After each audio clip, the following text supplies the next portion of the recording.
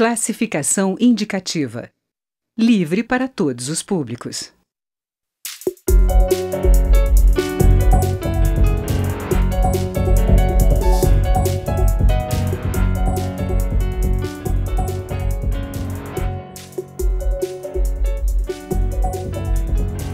Olá!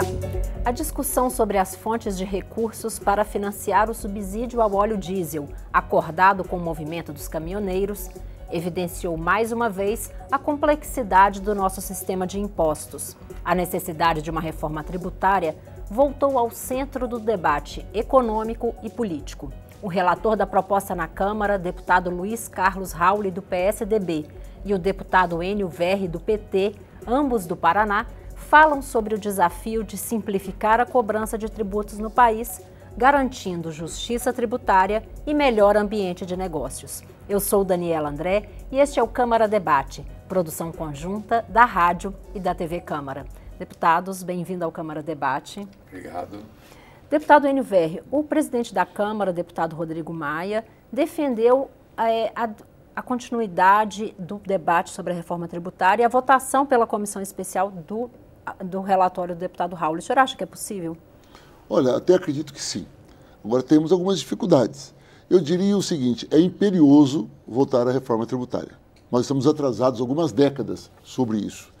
E é um debate que quanto mais demorarmos, mais vamos aumentar as diferenças sociais do nosso país. Sem dúvida nenhuma, a falta de uma reforma tributária justa no Brasil aumenta as diferenças sociais, aumenta a miséria e a concentração de riquezas, que é histórico no nosso país. Ao mesmo tempo, temos um desafio. Nós estamos a 4 meses das eleições. Como que faremos um debate tão profundo como esse, que muda, segundo a proposta do deputado Rauli, muda a essência da política tributária brasileira num momento como esse? Por que eu coloco essa dúvida? Eu coloco exatamente porque, para mudar a essência, implica tributar a renda e reduzir a tributação do consumo. Isso implica atingir diretamente o interesse dos mais ricos do país e melhorar a vida dos mais pobres. Só que, historicamente, os mais ricos têm uma influência muito grande nas decisões eleitorais.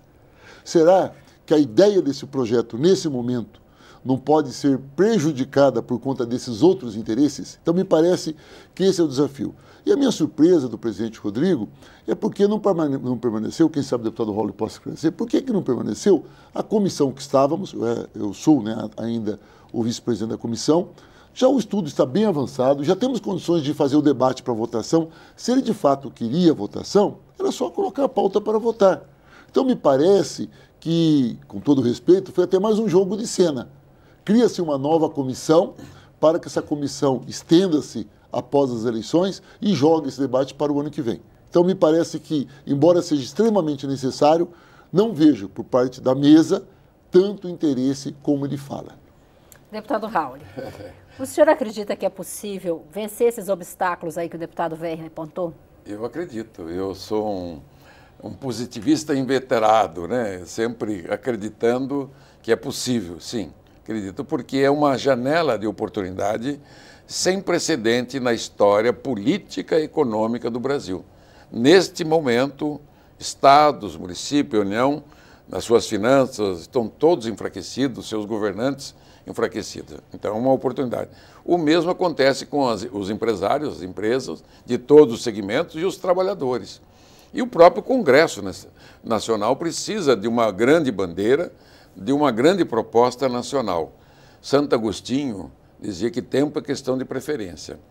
Se nós deixarmos para esse diálogo, esse debate, essa votação acontecer em janeiro do ano que vem, nós pegaremos novos governadores, novos secretários de Fazenda, o novo presidente da República, o novo ministro.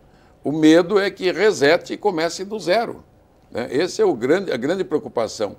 Os atuais candidatos à presidente da República, todos falaram sobre a necessidade da reforma tributária. Como a primeira parte ela é apenas constitucional, é o desenho da Constituição que cria um IVA no lugar do ISS, do ICMS, do IPI, do PIS, COFINS, CID, Salário de Educação, IOF e PASEP, e funde o imposto de renda com a CSL, que é a Contribuição Social sobre o Lucro Líquido. Então, esse novo desenho estrutura as competências, mantém as mesmas receitas para a União, Estados e Municípios, porque senão vira um caos, né? Também sobre o futuro. Quer dizer, não dá para mexer na repartição das receitas. Ele é o enunciado. Aprovado esse enunciado, essa nova estrutura constitucional, levaria um mês na Câmara e um mês no Senado. A hora que você inicia o processo, mesmo com a comissão sendo instalada hoje ou amanhã, você vai ter um prazo de 11 sessões, daria um mês e meio dentro da casa para podermos votar essa matéria. Votaria no Senado, reenergiza toda a economia e até o debate eleitoral fica avançado. Deputado, mas qual o limite aí para votação? Porque a gente está num período de intervenção militar, de intervenção federal no Rio de Janeiro, que impede a votação de uma emenda constitucional pelo plenário da Câmara e do Senado. Há 3 correntes. A primeira é que pode tramitar. Isso ele já decidiu que pode tramitar a matéria, tanto que autorizou. Mas apenas na comissão especial, deputado? Na comissão. Então, está como constituída uma nova comissão, que eu também preferia outra, que seria pegar o projeto do Sandro Mabel e o nosso relatório em cima do Sandro Mabel, que já foi votado na comissão, faríamos um projeto de conversão, teríamos uma aprovação simbólica na nossa comissão, né, e traríamos ao plenário. Como ele decidiu que tem que começar de novo, vamos fazer tudo de novo, não tem problema. Não tem problema. Segunda questão, depois da tramitação, que se pode ser votada ou não. Então, eu estive na Casa Civil há 2 semanas, um debate com o diretor da Casa Civil, e aqui mesmo na Casa, que poderia, inclusive, uma tese que pode ser votada e não promulgada. Só seria promulgada depois do fim da intervenção. E uma terceira, de que a intervenção, ela não é uma intervenção no Estado do Rio de Janeiro. É uma intervenção no sistema de segurança, na estrutura de segurança. É como se fizesse uma intervenção em Minas, na saúde. Quer dizer, e é uma discussão que pode parar no Supremo. Mas pode o presidente Rodrigo Maia, que encampou essa ideia, conversar com o presidente do Supremo, com os ministros e abrir uma brecha com o próprio presidente da República. Deputado Enio Veiga, o senhor acha que há essa... Na verdade, eu gostaria de ficar mais no tema. Quer dizer, a questão do tempo, né? O próprio deputado Raul colocou que é um otimista, né? E eu acho excessivamente otimista nesse aspecto. Porque eu não consigo tirar da relação da economia a relação política, até porque economia e política estão ligadas de forma dialética. Ora, a maneira como ele coloca, que é só mudar a nomenclatura, mas manter o pacto federativo e distribuição, e eu concordo com esse desenho, porque é esse o desenho que ele coloca. Nós já discutimos. Já, não tem problema nenhum. Só que aí ele facilita um pouco a gestão tributária. Porque é isso que ele está propondo. Moderniza. Mas não resolve, porque o projeto é mais amplo, não resolve as contradições do sistema tributário. Que é aí que eu vejo a grande dificuldade e o grande debate. Claro que o melhor local para fazer isso é o Congresso Nacional, a Câmara dos Deputados, não é um local mais efetivo. O que eu estou dizendo? Eu estou dizendo o seguinte, como no modelo de crise política como esse, que nós estamos vivendo hoje, e atinge a todos, né? Com a avaliação que se tem do executivo do presidente Temer. Como que você discute uma inversão de tributação? Porque é esse o termo. Onde você vai pegar, por exemplo, mexer na tabela de imposto de renda, aumentar os níveis da tabela de imposto de renda, isentar quem ganha menos, aumentar a tributação de quem ganha mais. Ou acabar, por exemplo, com aquela lei de 95, que lucros e dividendos não pagam imposto de renda. Porque não há como se fazer uma reforma tributária apenas deixando o processo mais ágil, né? Isso é um avanço. É um avanço para a gestão empresarial, para os escritórios de contabilidade, mas não muda, de maneira nenhuma, não é uma reforma tributária aí. A reforma tributária, e que eu participei do debate, ela atinge o que estou falando, ela é mais ampla. Ela implica você pensar uma política de distribuição de renda no país, seguindo modelos existentes nos principais países do mundo. Não tem nada de novo. É aí que eu vejo a dificuldade. É aí, Raul, que eu perco um pouco o otimismo que você coloca, sem discordar do desenho que você faz. Interesses, senhor. Mas essa casa é uma casa de representação de interesses, ela não é neutra. Né?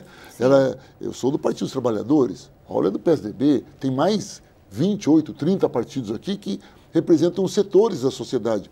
Setores que representam interesses distintos. Né? A Câmara dos Deputados, ela não representa a proporção do povo brasileiro. Ela representa a proporção daqueles que conseguiram eleger-se. Né? Aliás, ela é inversa. tem muito mais trabalhadores, produtores, micro e pequenos empresários do que grandes empresários. E aqui a representação é muito maior para grandes empresários e o grande latifúndio. Eu coloco aí a perspectiva de uma crise política no desenvolvimento de uma alteração do sistema econômico brasileiro via a reforma tributária que está sendo colocada. E é esse o desafio só que eu entendo nesse prazo exíguo. Concordo com o deputado. O ideal, se é para trabalhar com o mundo ideal, já que está citando Santo Agostinho, né, a cidade de Deus, então, nas cidades de Deus, seria o correto votarmos agora, porque isso é urgente. Infelizmente, na cidade dos homens, né, teríamos dificuldade de realizar isso em 4 meses, onde o parlamentar, quando vai votar um projeto tão importante como esse, ele está olhando no projeto, mas está olhando no eleitor lá fora também. E isso, um projeto como esse, não tem como agradar a todos. Um projeto como esse é tão importante para o Brasil, tão importante, que nós vamos agradar um setor da sociedade e desagradar o outro naturalmente. Deputados, a gente vai fazer uma pequena pausa. Voltamos Voltamos logo. Câmara Debate está ouvindo os deputados Luiz Carlos Rauli, do PSDB, e Enio Verri, do PT, os dois do Paraná. Continue conosco.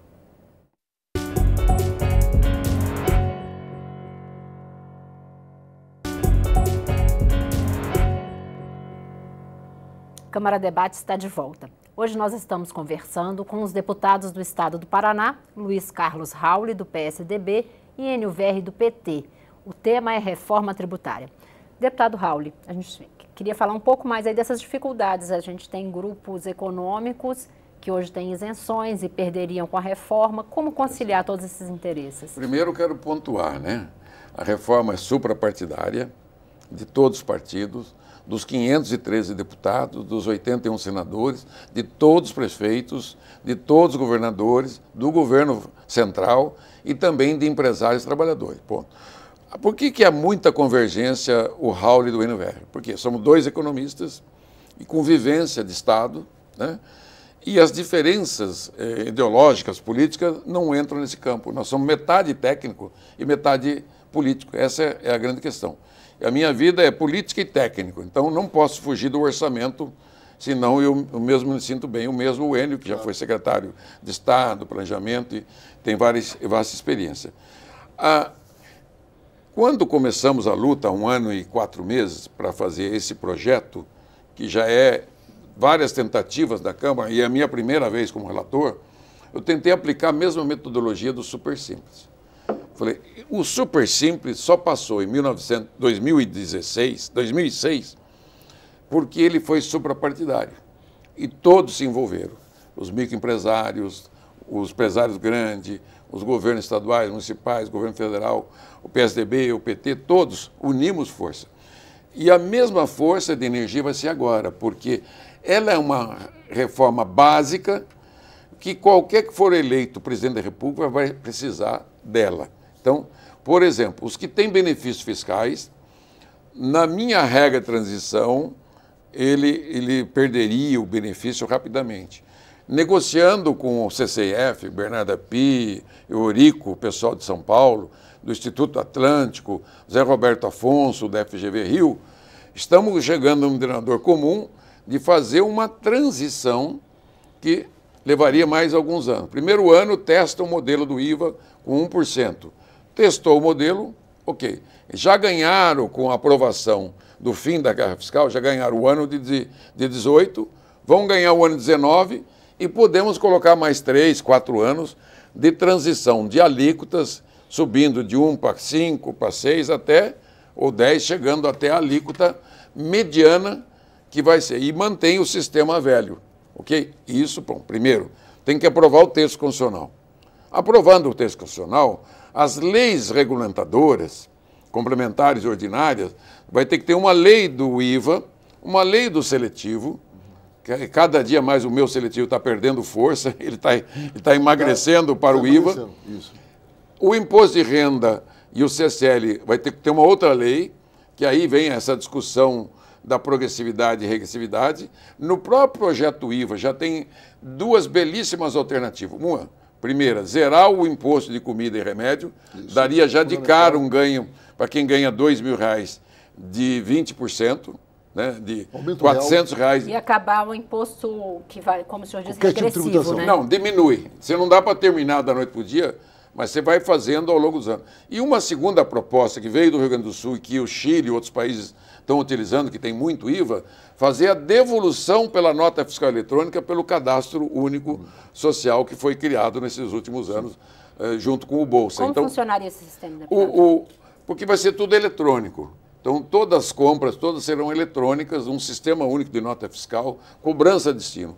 Então, as famílias de baixa renda cadastradas dentro do próprio imposto de renda ou do próprio cadastro social, que esses não estarão no imposto de renda, esses milhões de pessoas, teriam devolução online, entendeu? Teriam devolução, porque seria uma forma de diminuir a regressividade na própria base de consumo. Olha como abriu a cabeça minha e dos outros. Nós só estávamos estanque, poderia diminuir a regressividade, aumentando o imposto de renda e diminuindo o imposto de consumo.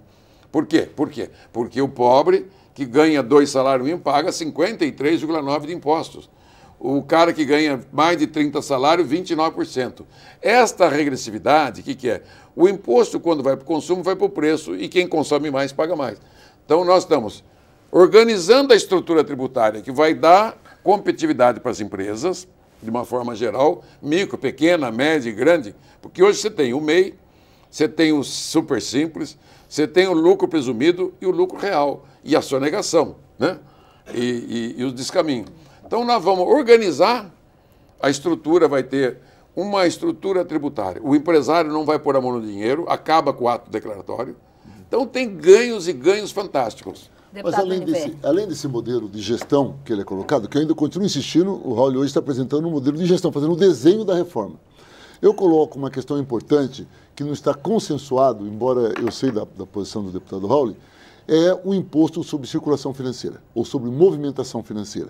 É claro que com esse movimento que ele é feito, tudo via online, que não vai mexer com o dinheiro, automaticamente você vai reduzir muito a sonegação. Mas a sonegação, somado ao chamado gasto tributário, ainda é um grande problema que nós temos no país. O imposto sobre movimentação financeira seria uma grande alternativa. É um debate que nós já fazemos. Tem um caráter fiscalizatório. É claro, não importa o percentual. Não tem que ser a antiga CPMF, não tem que ser 0,36. O imposto sobre movimentação financeira de 0,01. Só o fato dele existir sobre a transação financeira, isso já implica aumentar a receita e reduzir muito a sonegação, na medida em que uma regra de 3 simples faz com que você perceba de onde está saindo esse dinheiro. Isso ajudaria muito, principalmente na lavagem de dinheiro, que vem do tráfico, da prostituição, do crime.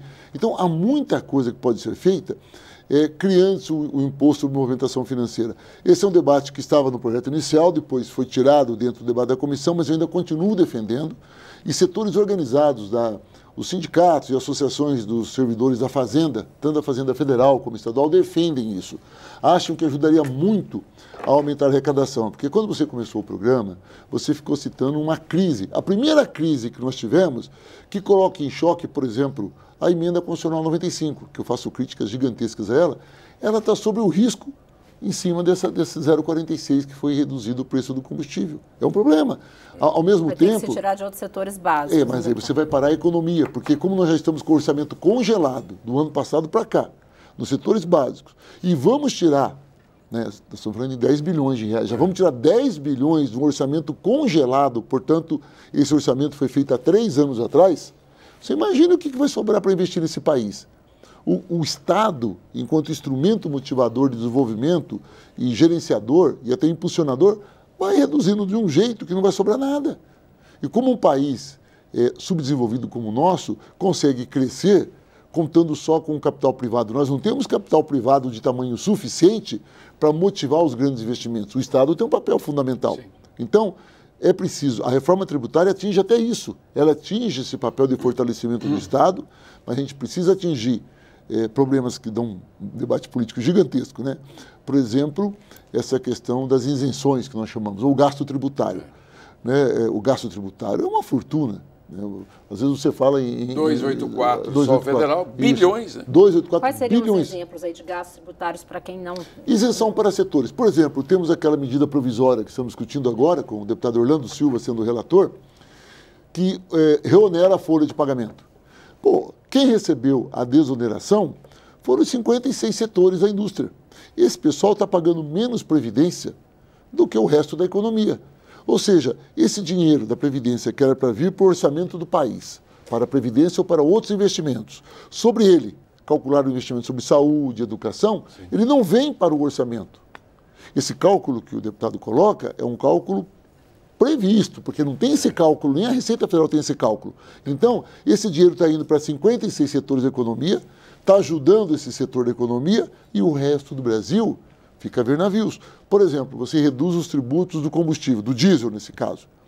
Você abriu mão de impostos para um setor da economia. Quem vai pagar a vantagem que esse setor teve? Todo o conjunto da sociedade, na medida que vai ser tirado do orçamento e vai reonerar a folha de outros setores. Então, o gasto tributário, que é o nome técnico que se dá, é quando um ou outro setor da economia tem um monte de vantagem e você não consegue nem quantificar exatamente essa vantagem, que é o problema que nós temos hoje. Deputado Raul, só junto com a sua resposta, uma outra pergunta. Existe uma preocupação de alguns setores, de alguns especialistas, de que o IVA, acabando com o PIS e COFINS, tire dinheiro também da Seguridade Social, especialmente da Previdência. Não, tem esse risco? Nenhum, zero. Até porque você tem o orçamento, o que tem o orçamento da Seguridade, saúde, assistência social e previdência estarão garantidos orçamentariamente. E qualquer dispositivo que precisar, nós colocamos lá, o equivalente, não tem nenhum problema. Já colocamos, porque a consultoria da casa é muito boa. Eles têm uma respeitabilidade, né, em todo o país. E estamos bem assessorados, todo mundo está acompanhando. Segundo, primeiro, voltando ao tema, o primeiro passo da reforma é a emenda constitucional.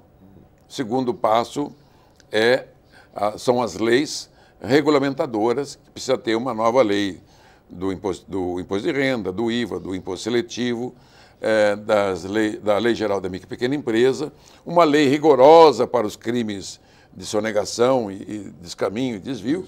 E são 6, 7, 8 projetos. Então, simplifica, anuncia para o Brasil e todos que o projeto está caminhando para aprovação, muda toda a perspectiva do debate econômico da campanha política, cria um clima de otimismo para o novo governante, né? Aproveita esse momento de fraqueza extrema do governo federal, do Congresso Nacional, dos governos estaduais e municipais, o desânimo dos empresários, o desânimo dos trabalhadores. Então, criam um novo ânimo no país. A proposta nossa vai combater, né, principalmente, a renúncia fiscal, isso, que somada à renúncia estadual, municipal e federal dá R$500 bilhão por ano, R$500 bilhão. Imagina isso no orçamento. A sonegação, segundo a PGFN, também chega próximo de R$500 bilhão.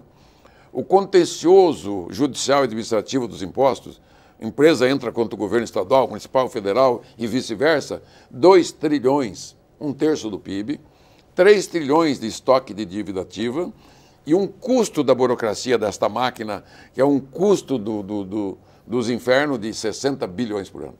Então, quando fizermos todo o complemento dessa legislação, o investidor nacional, as empresas brasileiras do mesmo ramo terão competitividade uma com a outra, né? E o Brasil vai ter competitividade com as empresas de outros países. Então, você tem um ganha-ganho. Quem ganha? O trabalhador, que vai ter uma empregabilidade maior, porque a empresa volta a ter competitividade, né? Os preços poderão e devem diminuir para o consumidor de baixa renda, principalmente. Então, você cria uma energia tão positiva. O que nós temos na mão? Nós temos 30 anos de discussão na Câmara. Desde a Constituição de 88, que comemora 30 anos agora, todas as discussões, eu participei de todas elas nesses 30 anos, né? Me lembro perfeitamente de cada detalhe, de cada ponto, e amadurecemos. Este é o melhor momento de discutir, nem que passe um pouco para o final do ano, não tem problema, desde que seja votado. Vamos romper as barreiras do impedimento? Com certeza. A Suprema Corte, o próprio governo, vai cair a ficha que tem que votar este ano. Deputados, 30 segundinhos para cada deputado para a gente encerrar, porque o nosso tempo está no fim também. Deputado Verri. Olha, eu só dizer uma coisa, eu torço para que o otimismo do deputado Raul esteja correto. Torço, porque o Brasil precisa fazer esse debate. Não é um debate simples, tem um debate histórico de mais de 500 anos em cima disso e pode revolucionar o desenvolvimento brasileiro. Então, tomara que ele esteja certo e tomara que a gente possa vencer essas barreiras e votar esse ano. Caso não consigamos, que a gente comece o ano que vem, quem for reeleito, com os novos governantes, que assumam essa responsabilidade, que é um dever e é urgente para o povo brasileiro. Deputado Raul. Foco, força e fé em Deus. Tenho muita convicção que vai dar para fazer agora. Vamos trabalhar, né, porque já temos toda a discussão, todo o diagnóstico e sabemos onde queremos chegar. Então agora é união de força nacional, proposta suprapartidária de todos os partidos, de trabalhadores, de empresários, dos municípios, dos estados. E o presidente da Câmara, Rodrigo Maia, presidente do Senado, todos unidos, líderes de todos os partidos, para essa grande discussão e votação nos próximos meses. Que Deus abençoe o Brasil. Obrigada, deputados. Câmara Debate termina aqui. O programa é uma produção conjunta da Rádio e da TV Câmara. Eu sou Daniela André e conversei sobre reforma tributária com o relator da proposta, deputado Luiz Carlos Raul, do PSDB, e o deputado Enio Verri, do PT, os dois do Paraná. Você pode rever essa e outras edições em nossa página na internet ou no YouTube. E você também pode opinar sobre este e muitos outros temas. Entre no site edemocracia.câmara.leg.br e participe das discussões. Obrigada pela audiência e até o próximo programa.